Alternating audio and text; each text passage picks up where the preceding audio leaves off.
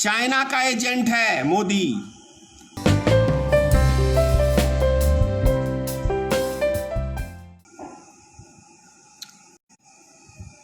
कानपुर में 8 पुलिसकर्मियों की हत्या अपराधियों द्वारा विकास दुबे, ऐसा समाचारों के माध्यम से पता चल रहा है कि विकास दुबे ने उनकी हत्या की, जिसका एक क्रिमिनल रिकॉर्ड रहा है। अगर यदि यही हत्या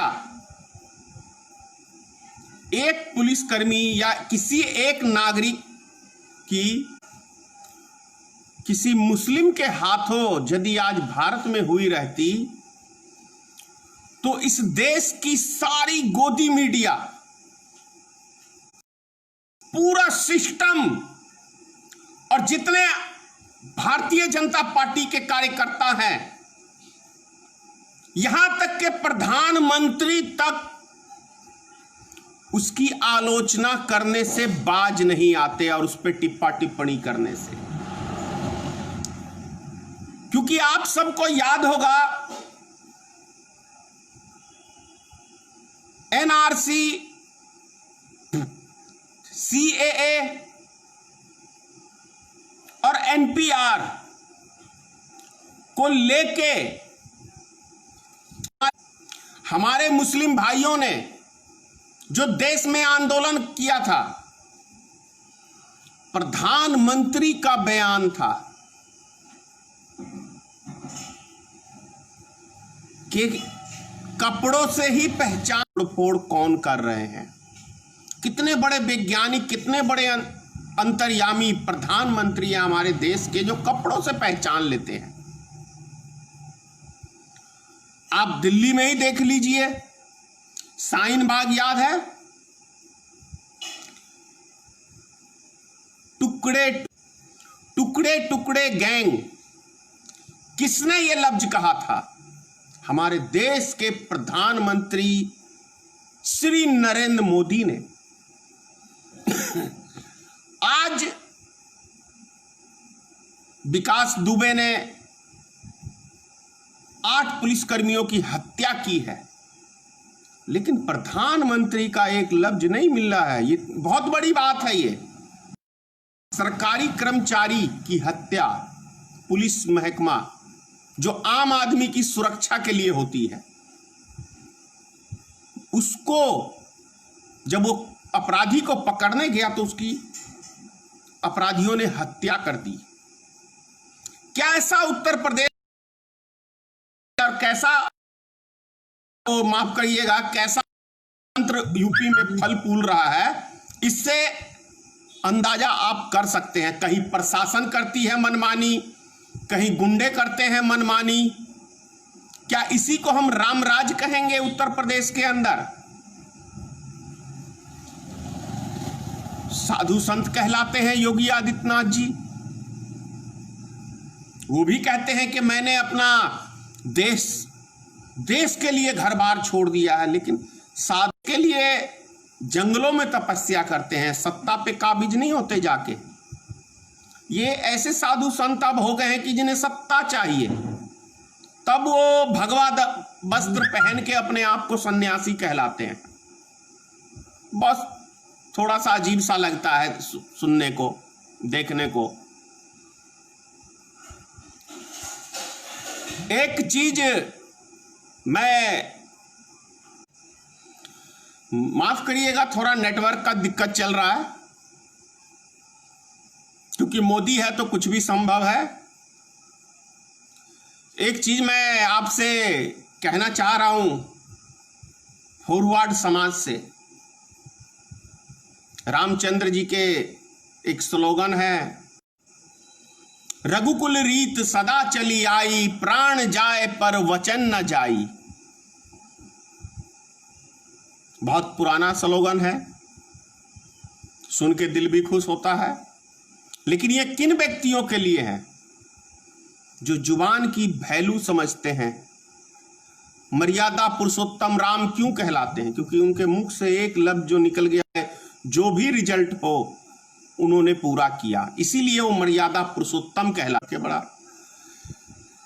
लेकिन सवाल ये उठता है, मैं फॉरवर्ड समाज से कहना चाह रहा हूं कि आप बुद्धिजीवी कहलाते हैं, बुद्धिजीवी समाज कहलाते हैं, आपकी तर्क वितर्क बहुत सारी चीजें सदियों से समाज आपके दिशा निर्देशों के अनुसार चलता रहा है। लेकिन अब वर्तमान में बुद्धिजीवी हैं आप, लेकिन ये कौन सी बुद्धिजीवी का परिचय दे रहे हैं कि एक जुमलेबाज प्रधानमंत्री का आप लोग सपोर्ट करके? थोड़ा क्या बहुत सा आश्चर्यजनक ये बात है कि जो हमारे देश के बुद्धिजीवी समाज के लोग हैं वो नरेंद्र मोदी को सपोर्ट करते हैं, तो आप बुद्धिजीवी का परिचय कहां हुआ? एक झूठे फ्रॉड प्रधानमंत्री का आप लोग सपोर्ट करते हैं, उसके जुमलों में हां में हां मिलाते हैं। बड़ा आश्चर्यजनक बात है, ये बहुत आश्चर्यजनक है। तो कहां हुए बुद्धिजीवी भाई? हुआ ये बुद्धिजीवी का परिचय?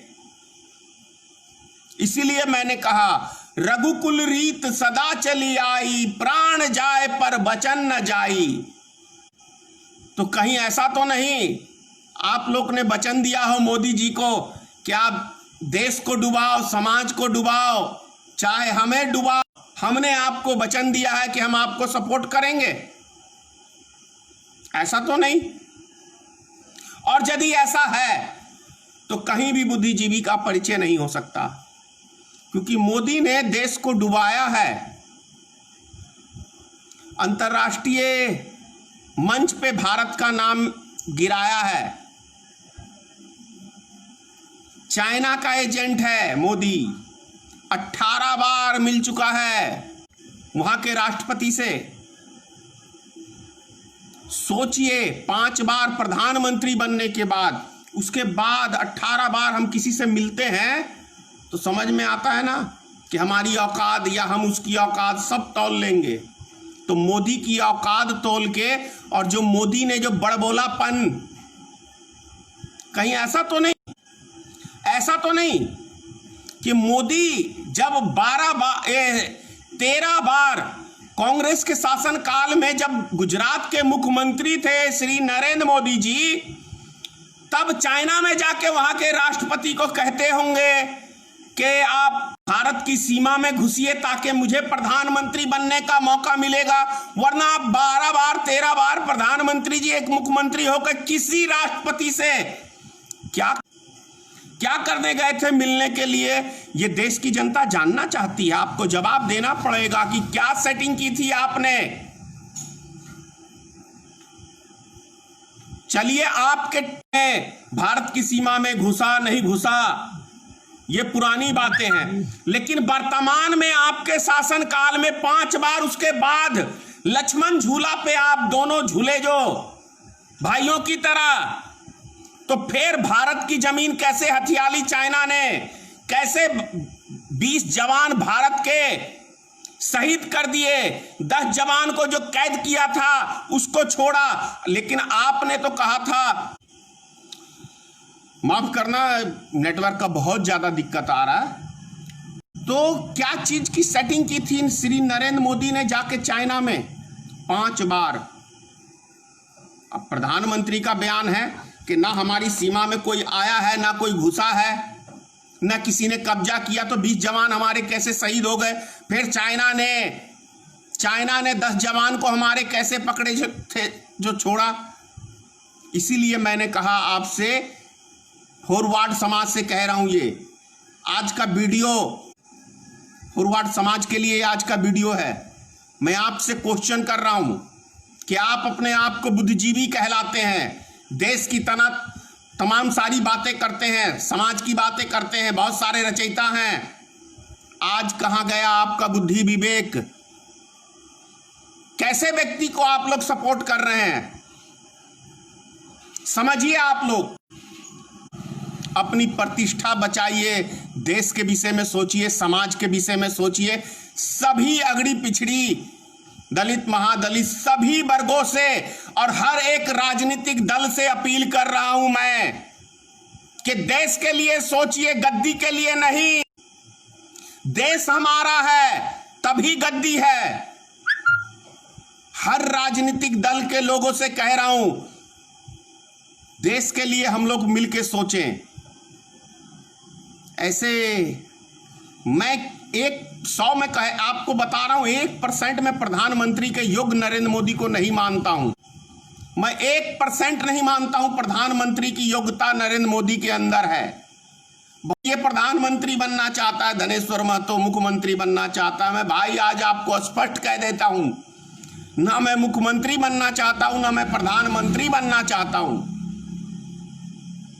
बढ़िया से आप लोग समझ लीजिए, मैं देश हित के लिए, समाज हित के लिए आवाज बुलंद करता हूं।